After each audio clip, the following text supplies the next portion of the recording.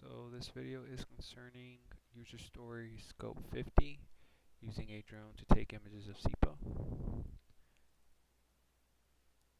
As you can see here, we have pictures of the front of the building, 30 images that we have, and we also have 30 images of the back. The purpose of these images is to create a WTO file through Wiki2 Studio to then create sort of a mesh of our target, in this case the specific parts of the building.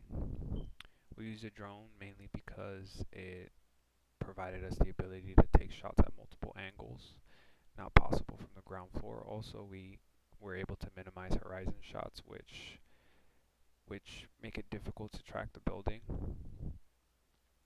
And that's pretty much it. That's user story SKOP-50.